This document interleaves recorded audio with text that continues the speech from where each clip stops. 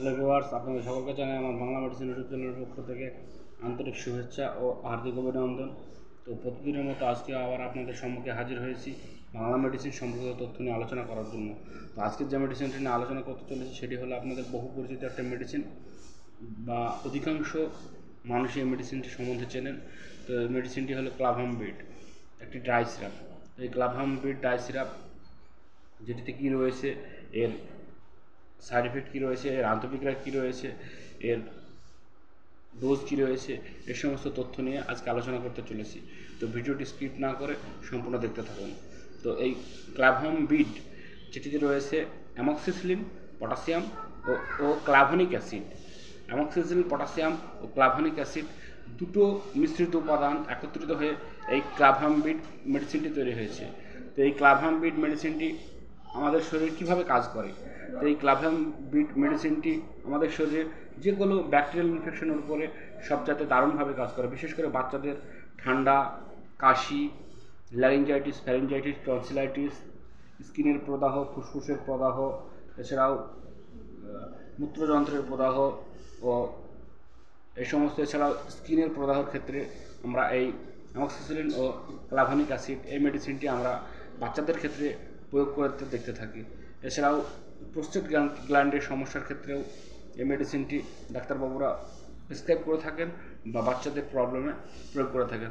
এছাড়াও মুখগহ্বরের প্রদাহ, অনেক সময় কী হয়, আমাদের সর থ্রোট হয়, গলায় ঘা হয়, ঠান্ডা, কাশি বা অ্যালার্জিক সমস্যার জন্য দেখা যায় বাচ্চাদের গলায় ঘা হয়, সেক্ষেত্রেও এই মেডিসিনটি দারুণভাবে কাজ করে। এছাড়াও কী হয়, মাড়ি, অনেক সময় মাড়িতে ফুলে গিয়ে বা মাড়ি অনেক সময় ফুলে সেখান থেকে রক্ত বা পুঁজ বের হয় বাচ্চাদের, সেক্ষেত্রে এই অ্যামক্সিসিলিন ও ক্লাভনিক অ্যাসিড মিশ্রিত যে ক্লাভামবিড, এই ক্লাভামবিডটি দারুণভাবে কাজ করে। তো এই অ্যামক্সিসিলিন যেটি হলো অ্যামাইনো গ্লাইকোসাইড গ্রুপের একটি ব্রড স্পেকট্রাম অ্যান্টিবায়োটিক, ও ক্লাভনিক অ্যাসিড যেটি হলো একটি বেটা ল্যাকটিভ অ্যান্টিবায়োটিক, যেটি মানবদেহের ইনহ্যাবিটার হিসেবে কাজ করে। তো এই মেডিসিনের ডোজ বিশেষ করে একদম সদ্যজাত শিশু থেকে 5 থেকে 10 বছর, 11 বছর বাচ্চাদের পর্যন্ত প্রয়োগ করা যায় বা ডাক্তারবাবুরা প্রয়োগ করে থাকেন। তো বাচ্চাদের ডোজ, বাচ্চাদের দেহের ওজন ও তাদের বয়স ও তাদের উচ্চতা অনুযায়ী ডাক্তারবাবুরা ডোজ নির্ধারণ করে থাকেন বিশেষ করে। তো এই মেডিসিনটা নিজেদের সংগ্রহ না করে বা দোকান থেকে বা ফার্মেসি থেকে নিজে না কিনে ওদের অবশ্যই ডাক্তারবাবুর কাছে যান, ডাক্তারবাবুর পরামর্শ নিন, তো ডাক্তারবাবুর শরণাপন্ন হয়ে ডাক্তারবাবুর পরামর্শ নিয়ে এই মেডিসিনটা গ্রহণ করুন। তো এই ছিল এই মেডিসিনটার ডোজ। এই মেডিসিনটার সাইড এফেক্ট তেমন কোনো লক্ষ্য করা যায় না, তবে বিশেষ করে যেমন নাউসিয়া, বমি বমি ভাব, বমি, মাথা ঘোরা, অনেক সময় কী হয়, অধিক পরিমাণে এই অ্যামক্সিসিলিন মেডিসিন প্রয়োগ করালে ডায়রিয়ার মতো সমস্যা হতে পারে। এই ছিল এর ডোজ ও সাইড ইফেক্ট।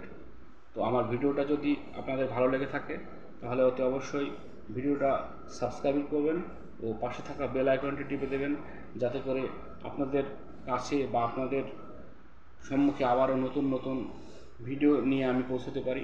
ধন্যবাদ, ভালো থাকবেন।